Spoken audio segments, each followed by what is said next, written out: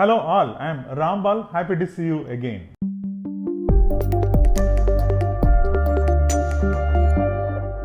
So in today's topic, I am going to talk about use cases of prototype. So I can understand you are a beginner, you are more fascinating with the prototypes and everything you want to do, the animations, flashy animations or jazzy interactions. So this is what you want to do that.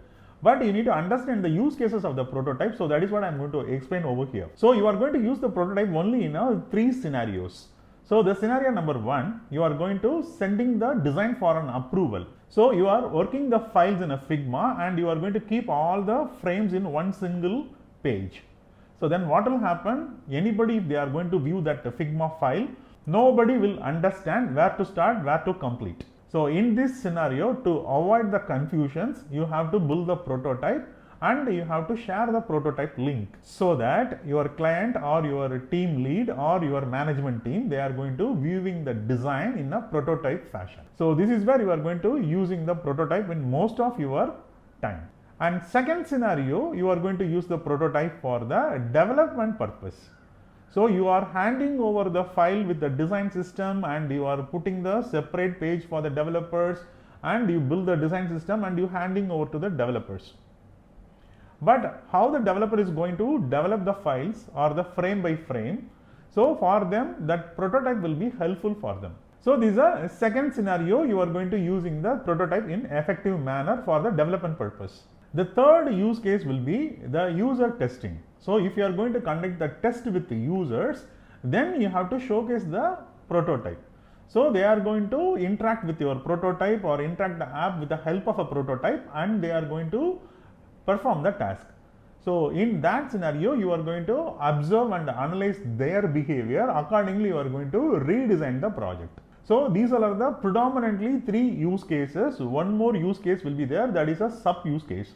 That is during the interview time, you are going to perform the interview task, then you will be submitting the prototype to your employer so that the employer can able to viewing the design with the help of a prototype. So that is a sub case.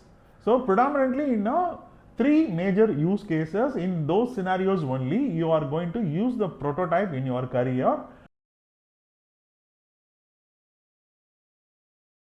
If you are going to create the very complex animations in your prototype, few animations can be achieved by the developers.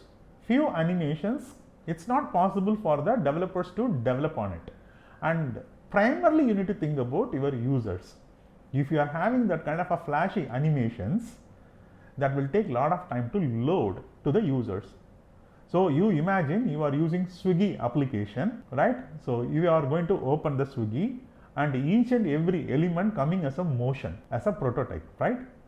So smart animations. So if the entire home screen is going to be an animation and it's coming very slowly or fastly or whatever the fashion, will you be able to make an order? It's not possible. So think about those use cases and use the prototype wisely. Right? So don't use the prototyping for the jazzy animations. Yes, of course, for the websites, you have to use it for the home page, banner animation sections. So very few areas, the micro interactions, you have to use the prototype. So think about in that line and you have to use the prototype wisely. So don't fascinating too much with the prototype and fall in the trap of it. So you try this kind of a prototype model, that is a very simple, clean prototype model, and try to use that. At least you have to try for a 1 week time and you come back and comment over here how do you feel about it. And also in this topic, if you have any query, we can discuss on the comment section and keep learning, keep explore. I will catch you soon with another interesting topic. Until then, bye bye.